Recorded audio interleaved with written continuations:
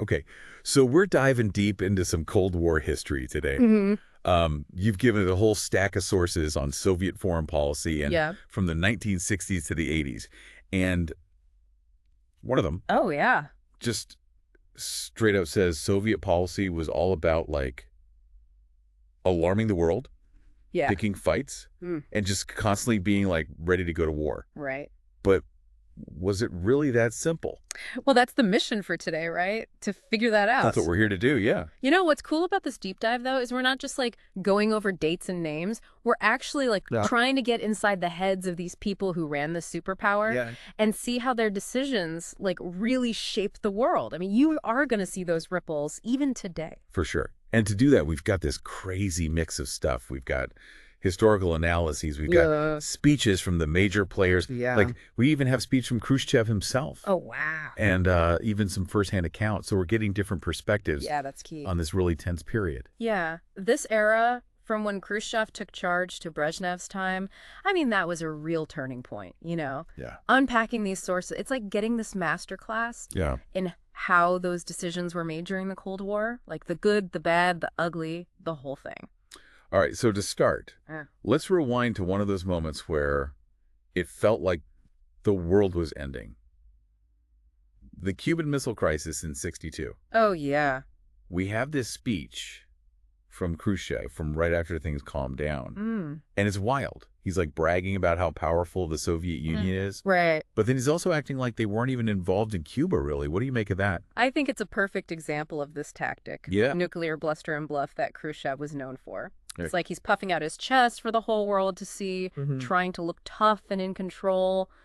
But behind the scenes, they might not have had all the power he was claiming. It was risky. Yeah, and it's not just that one speech. Some of our other sources, from historians like John Hughes Wilson and Odd Arnwestad, they suggest that Khrushchev had other stuff going on. Yeah. Like he was worried about Germany. Of course, years. I felt like he had to prove himself. Especially with China watching. Yeah, exactly. Absolutely. That need to, like, project strength. Right. I mean, that could explain why he was so willing to use nukes as bargaining chips. Yeah. Imagine the tension back then, huh?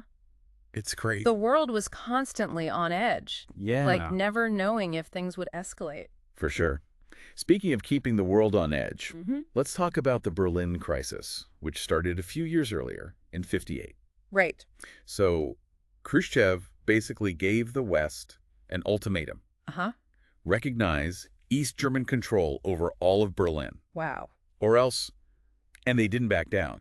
And bam, the Berlin Wall goes up. It's hard to imagine a more concrete symbol of a divided world. Yeah. You know, the wall is often remembered for how it divided families. Right. It became this, like, heartbreaking symbol of oppression. Of course. But for the Soviets, it served a very practical purpose. Oh. It stopped that flood of people escaping from East to West Germany, which was humiliating for them, honestly. And it also gave them leverage in negotiations with the West.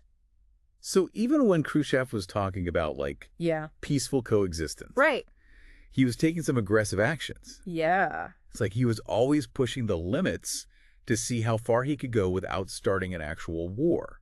And that's what made him so unpredictable. Yeah. You never knew what he was going to do next. It's true. It kept everyone guessing. Yeah. And it made for a very tense global situation. Then in '64, Khrushchev is out and Brezhnev takes over. Right. Did that change anything about how the Soviet Union interacted with the rest of the world? That's a great question. It's where things get interesting. On the surface, Brezhnev seemed, I don't know, more level-headed, less likely to make a rash decision.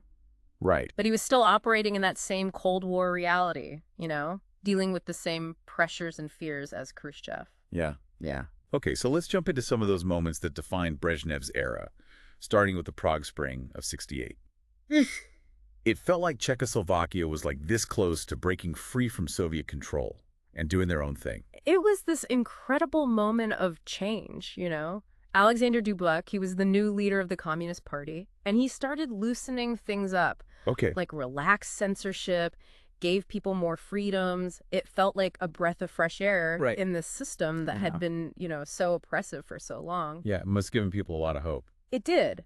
But it was short-lived. Yeah. Brezhnev saw these reforms as a direct threat to Soviet power and their grip on the Eastern Bloc. He wasn't about to let that happen. Yeah. So August '68 Soviet tanks roll into Prague, end of the Prague Spring. Wow. Showed everyone who was really in charge. And that's when the Brezhnev Doctrine came into play, right? Exactly. It was basically the Soviets saying, like, we will not tolerate any challenges to our control. Right. Even if it means using military force. Exactly. Imagine living in one of those countries under Soviet influence, right? Yeah. You're yearning for freedom, for democracy. Right. But the Brezhnev Doctrine made it clear any attempt to break away would be met with tanks and soldiers. It was a chilling message for anyone who dared to dream of something different. So much for peaceful coexistence. It seems like even with a new leader, the Soviets were still ready to use force whenever they felt threatened. That's right. And this brings us to another defining feature of Brezhnev's time. Okay. The arms race with the U.S. Right. Both superpowers were developing increasingly deadly weapons, even though they were signing agreements, like SALT-I. Right. Which was supposed to limit nuclear weapons. It's mind-boggling. One side develops a new weapon, the other side freaks out, builds an even bigger one, and so on. Yeah. It's a wonder the whole world didn't go up in smoke. It was a dangerous cycle, for sure. Right. A prime example is the Soviet deployment of SS-20 missiles. Back in '76, these intermediate-range ballistic missiles, they really spooked the West. And NATO responded by deploying Pershing and cruise missiles. It was classic escalation, each side trying to, outdo the other. Right. And it just heightened Cold War anxieties even more.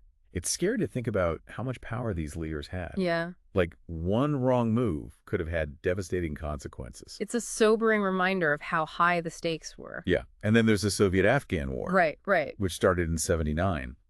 This conflict really showed, I think, the limits of Soviet power and the danger of trying to control this volatile region. It seems like every superpower eventually stumbles into one of these conflicts, where they just can't win, no matter how much force they use. Why did the Soviets even go into Afghanistan? Well, there were worries about, Islamic fundamentalism spreading, concerns about the Afghan government being unstable, and, of course, the Cold War rivalry with the U.S. played a part. And it turned into a disaster. Absolutely. Yeah. The Soviet military got bogged down fighting the Mujahideen fighters who were so determined to resist the invasion. Right. And the U.S., along with other Western powers, were supplying the Mujahideen, with weapons and support. So they were stuck. The Soviets were stuck in this quagmire. Yeah. Bleeding resources, damaging their reputation on the world stage. It was bad. Must have been a huge blow to their pride. Oh, yeah. Probably even contributed to, the growing unrest within the Soviet Union itself. It definitely played a role, yeah. The war dragged on for almost a decade, right? Yeah. Draining their resources, undermining their international standing, fueling internal dissent.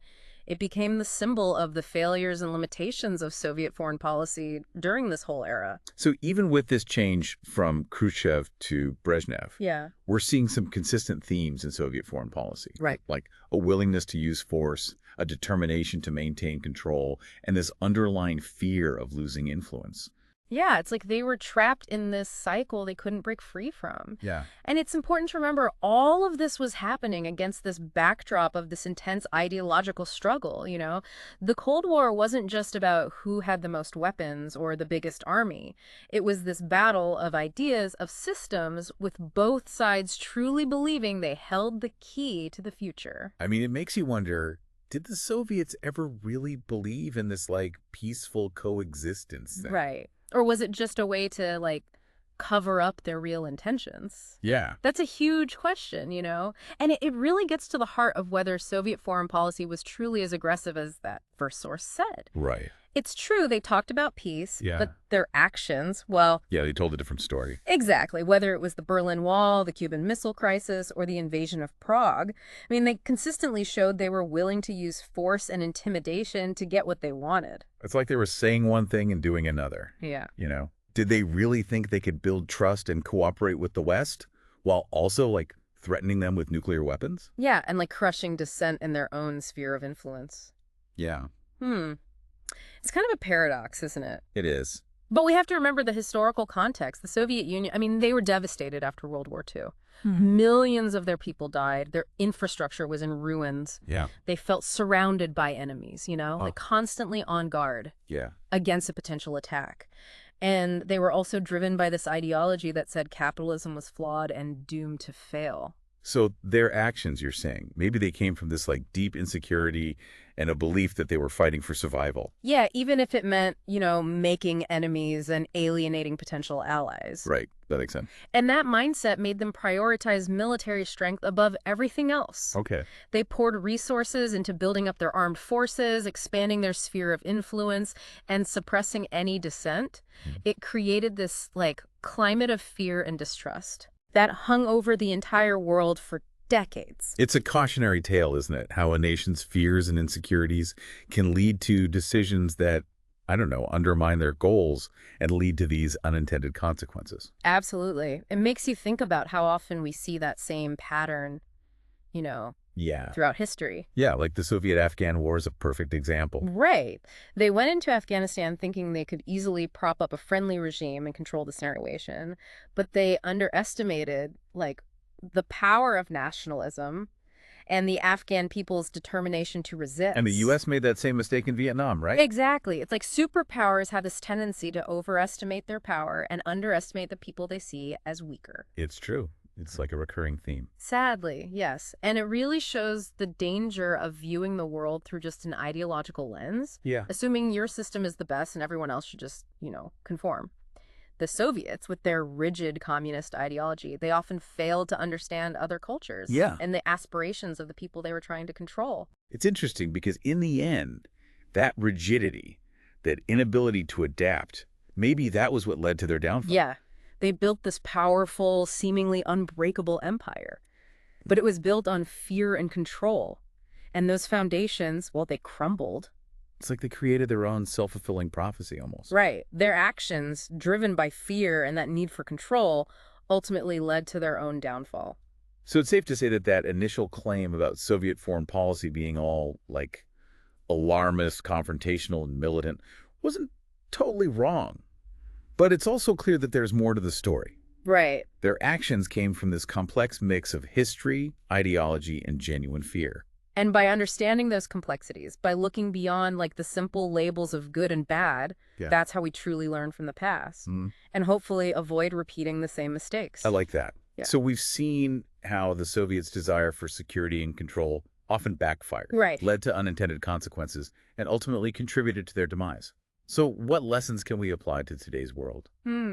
That's the question, isn't it? Yeah. Where new powers are rising and tensions are flaring up all over the place. Yeah.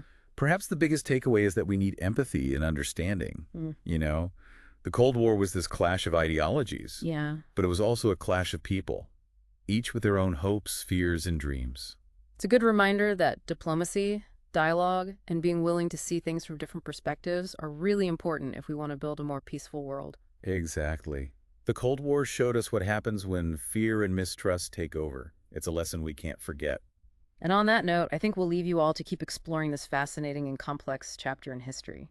Keep diving deep, keep asking those tough questions, and never stop learning from the past.